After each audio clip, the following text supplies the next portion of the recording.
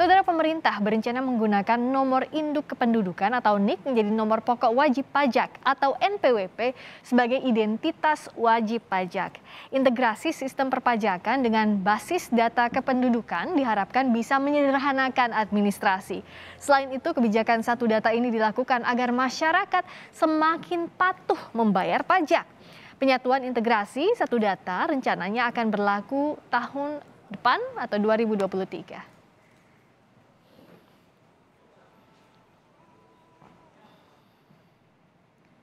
Saudara, rencana menggunakan nomor induk kependudukan atau NIK menjadi nomor pokok wajib pajak NPWP sebagai identitas wajib pajak dimulai tahun depan. Aturan ini, saudara, diharapkan dapat menyederhanakan administrasi demi kepentingan nasional.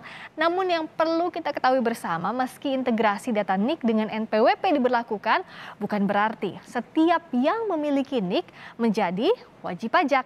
Jadi, siapa saja sebenarnya yang akan dikenakan wajib pajak dengan integrasi NIK ini?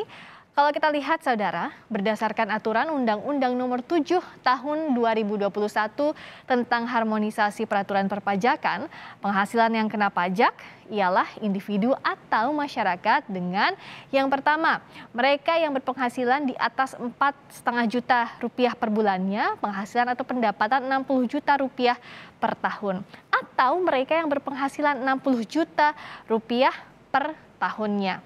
Sementara kita lihat, kalau masyarakat atau individu yang tidak kena pajak adalah mereka dengan gaji atau pendapatan yang pertama 4,5 juta rupiah atau di bawah 4,5 juta rupiah per bulan tidak dikenakan pajak, atau mereka atau individu yang memiliki penghasilan 54 juta rupiah per tahun, dan juga bagi pelaku UMKM yang omsetnya maksimal 500 juta rupiah per tahun ternyata juga tidak akan dikenakan pajak. Nah, soal kebijakan satu data kependudukan ini kita tanyakan langsung penjelasannya pada Dirjen Kependudukan dan Pencatatan Sipil Kemendagri, Zudan Arif Fakhrullah. Pak Zudan, selamat sore.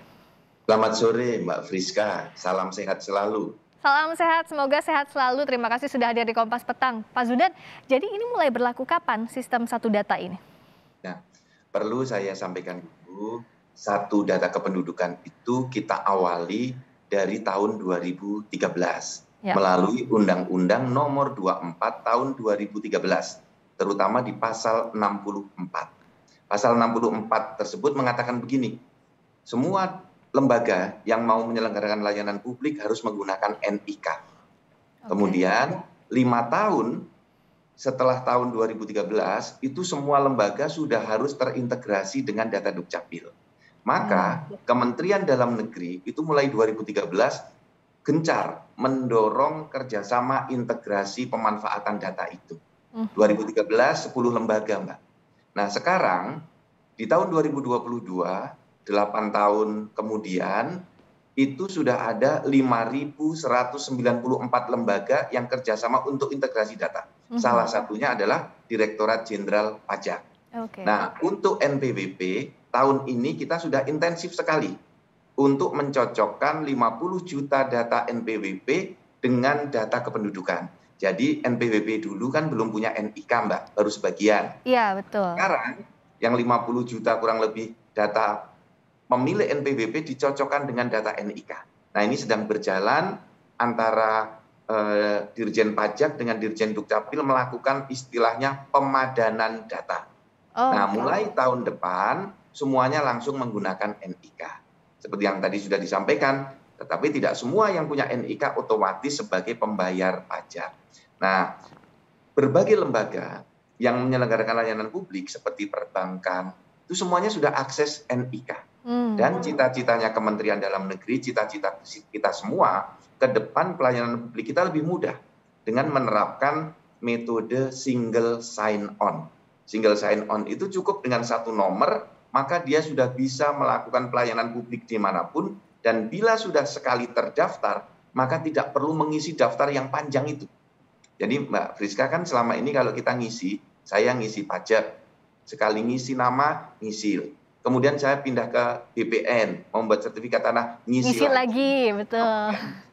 Ngisi lagi, daftar S3, ngisi lagi, itu kan apalagi ya, beli tiket pesawat, ngisi data lagi. Besok kalau semua sudah terintegrasi dengan namanya metode single sign on itu, cukup seorang sudah mengisi sekali, nanti ngisi nick-nya, dia tinggal akan menyampaikan akan melakukan layanan publik apa. Ini yang sedang kita kerjakan saat ini di Kementerian Dalam Negeri bekerja sama dengan ribuan lembaga tadi.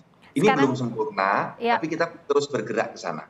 Sekarang kan sedang dicocokkan datanya dari 50 juta yang punya NPWP itu sudah berapa yang berhasil dicocokkan data dengan nomor induk kependudukan, Pak Zudan? Sekarang sudah lebih dari 80% NIK-nya sudah ketemu. Okay. Karena ini kan ada yang sudah meninggal, ya kan? Ada yang sedang keluar negeri, ada yang dia nama saat membuat NPWP tidak sama dengan data di Dukcapil. Ini sedang kita cocokkan kembali. Tetapi 80% sudah cocok. Tinggal sisanya kita lakukan cleansing kembali untuk menuju ke kecocokan mendekati 100%. Kalau sampai 100% pasti tidak mungkin, karena pemegang NPWP ada yang meninggal dunia ya Mbak ya. Itu kita sisihkan, jumlah itu kita sisihkan. Oke, nah NIK ini kan artinya akan jadi backbone-nya, tulang punggungnya dari seluruh data kependudukan begitu ya Pak ya untuk pelayanan publik. Nah untuk mendisiplinkan data itu kan penting artinya Pak. Jangan sampai ada NIK yang double lah atau yang meninggal masih tercatat. Nah ini bagaimana jaminannya agar tidak jadi masalah di kemudian hari? Betul, betul sekali. Ini misalnya contohnya seperti Bank Rakyat Indonesia. Itu mencocokkan semua nasabah banknya. Lebih dari 140 juta nasabah itu dicocokkan semuanya dengan NIK. Ketemu Mbak, yang sudah meninggal dunia itu 11 jutaan yang sudah meninggal dunia. Kemudian orang yang memiliki NIK ganda waktu membuat rekening di BRI itu sekian ratus ribu. Itu ketemu semua datanya. Nah akhirnya kita cocokkan. Mengapa orang punya NIK ganda? Karena zaman dulu ini sistem kita kan meminta NIK lokal atau KTP lokal untuk transaksi. Misalnya Mbak Friska orang Jakarta beli tanah di Jogja harus punya KTP Jogja. Kan seperti itu zaman dulu. Iya. Nah, maka penduduk kita dulu punya banyak KTP. Bukan karena dia berniat jahat, tapi karena ingin melakukan transaksi di mana-mana. Karena syarat administrasi tadi ya Pak ya? Iya, karena persyaratan administrasinya harus seperti itu. Nah sekarang dengan KTP elektronik beli tanah dimanapun cukup dengan satu KTP elektronik. Daftar sekolah dimanapun cukup dengan satu KTP elektronik. Buka rekening bank dimanapun cukup dengan satu KTP elektronik. Maka kita yang harus dibangun pertama adalah ekosistemnya.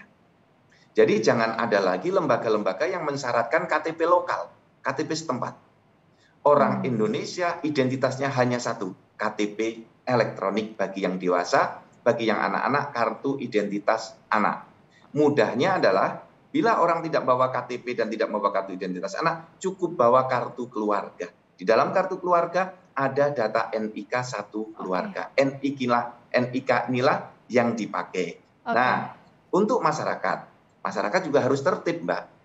Jadi masyarakat yang dulu punya NIK lebih dari satu, tolong NIK yang tidak ada di dalam KTPL tidak boleh dipakai lagi. Dan kami sudah memblokir lebih dari 6 juta NIK yang belum buat KTPL di tahun 2018. Karena KTP NIK ini terindikasi ganda. Kami blokir saja gitu. Jadi kalau ada masyarakat NIK-nya tidak bisa dibuka, segera datang ke Dinas Dukcapil untuk membuat KTP elektronik. Ketika KTP elektroniknya jadi, otomatis NIK-nya sudah terbuka dari blokirnya. Jadi jemput bola juga dari pemerintah, tapi di sisi lain masyarakat juga harus tertib agar tahun depan bisa terintegrasi semua data. Terima kasih atas waktunya Pak Zudan Arif Fahrullah sebagai Dirjen Kependudukan dan Pencatatan Sipil Kemendagri telah bergabung di Kompas Petang. Sehat selalu Pak Zudan.